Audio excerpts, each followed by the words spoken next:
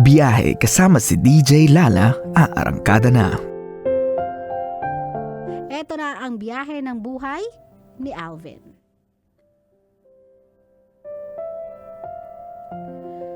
Good evening, DJ Lala. Sana po mabasa mo ang letter ko. Ako po si Alvin, taga Mandaluyong. Meron po akong jowa na SOCMED influencer. Sa pag-usad po ng relationship namin, tumagal kami ng 1 year last January. Suddenly, humina na po ang vlogging. DJ, sumali po siya sa Bigo and may nakakasalamuha siya online. Ang sabi niya, trabaho lang daw yun. Kailangan daw lambingan ang mga viewer para magbagsak ng beans to dollar na nawi-withdraw niya. To dollar pala yun. Dollar niya kasi in-spell eh. Kailangan nila magbagsak ng beans to be a dollar na nawi-withdraw niya. Sobra akong nagsiselos, 1 month ko na siyang hiniwalayan. Hindi na po siya nag-online sa Bigo and nanahimik na din po sa page at personal account niya sa FB. DJ, ano bang dapat kong gawin? Sana matulungan mo ako. Salamat, DJ.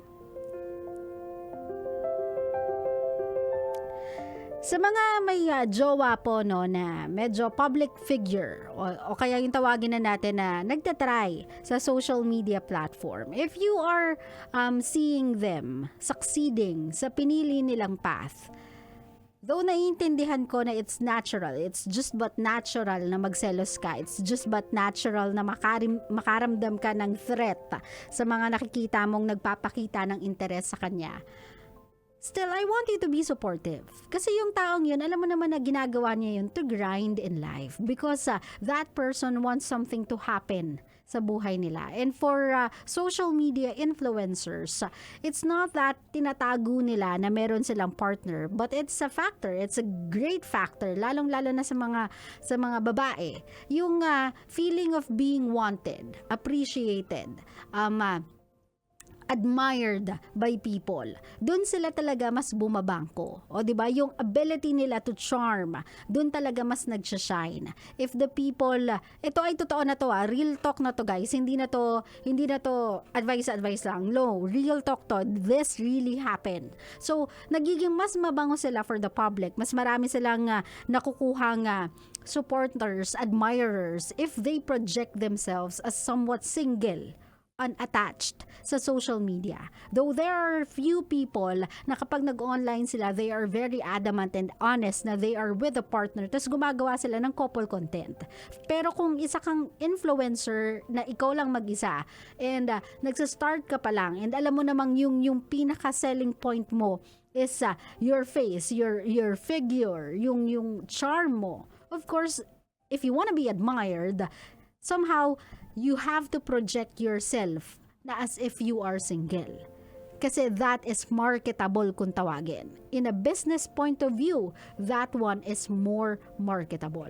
So kung ganyan yung partner ninyo, pinoproject nila ay wala silang jowa, they are not denying that they have one, pero they are not admitting and they are not very open na, hey, may jowa ako.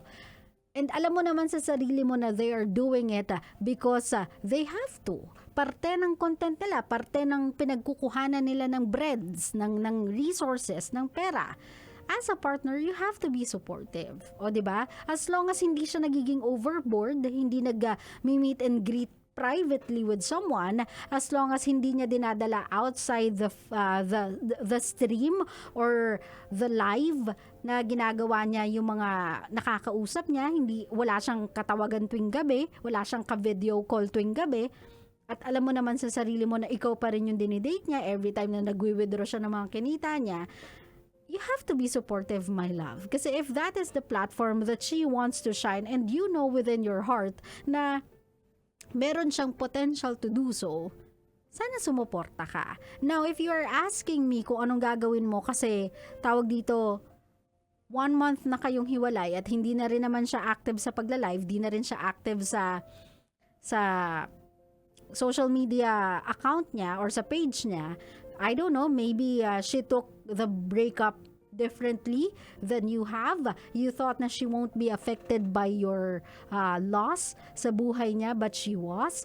So, we'll never know. Pero one thing is for sure, my love. If babalik ka sa buhay niya, and she wants to continue on the path of being a social media influencer, and alam mo sa sarili mong meron siyang potential to make it, as a partner, you have to be open-minded. You have to support her. Alam naman niya na sa dami-dami ng taong nag-a-admire sa kanya, sa dami-dami ng taong pumapalakpak sa kanya, sa dami-dami ng taong nagsasabi sa kanya na ang ganda mo, I love you, can you be my girlfriend? There's only one voice na nagmamatter sa kanya, and that was yours. Sa lahat ng mga lalaking yun na nahuhumaling sa kanya, sa isa lang niya binabaling yung atensyon niya. And that is you. That was you. So kung sakasakaling magkakaroon kayo ulit ng tsansang magbalikan, which I hope would happen in the future if she's still open for it, I want you to be more mature. Kailangan mo maging mature sa relationship. Not because maraming nag-I love you sa kanya, ibig sabihin meron dong ilan or lahat sila sinasabihan niya na ng I love you back. And not because nag-I love you siya sa mga yun, ibig sabihin that is a romantic type of I love you. That is an endearment kasi meron siyang mga followers, meron siyang fans, meron siyang admirer. Instead of being jealous, instead of being threatened by those people, be proud. Diba? Be proud of your partner that she is making a name for herself on her own. And people do see what you see sa kanya. Kung nakikita mong ang ganda niya, kung nakikita mong ang charming niya, that's the same view that everyone else is seeing. And for them to see her one day sa mall na makasalubong siya na, uy, yun yung fina-follow natin, pinapanood natin sa social media, and then that person is holding your hand. Diba? Iba yung kapugian level na mararamdaman mo. Kasi out of all those admirers, out of all those people who wants to be her boyfriend, she only wants to be your girlfriend. Sabi nga nila nasa huli yung pagsisisi. Or maybe this is a lesson that you should be learned. Or maybe ito ay isa na namang storya ng pinagtagpo pero hindi itinadhana. Isang storya ng dumaan siya sa buhay mo hindi para manatili, kung hindi para mag-iwan sa'yo ng biggest lesson that you should learn in life. My love, sometimes we all do things to survive. Lahat ng grind, pwedeng pagkakitaan, mahirap man yan. Minsan, sinusuong natin kasi alam nating andun yung potensyal. For us to have more in life. For us to reach our goals and dreams faster. And right now, that is the way to go. Kung ikaw ay merong potential, may skills, may talent, yun talaga yung platform for you eh.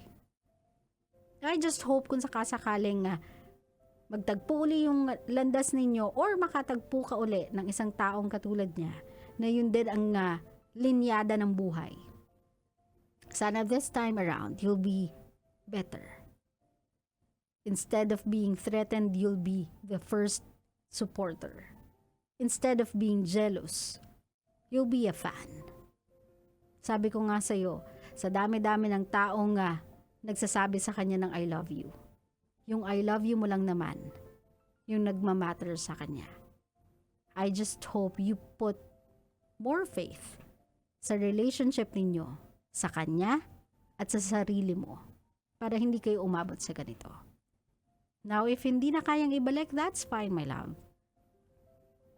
Maybe this is a chapter in your life na tinuturuan ka lang how to control your emotions, how to see a relationship on a more mature point of view. Para next time that you do fall in love, next time that you do enter a relationship, this time around, you'll be better. Huwag ka magkilala, maraming tao nagkakamali. Lahat tayo nagkakamali. If this is the moment na nadapa ka, bangon ka lang uli. I'm sure this won't be the last happy relationship you'll ever have. This won't break you. Ito experience na to, this won't break you. If not, this will make you a better person, a better man than you were before. Claro? Claro.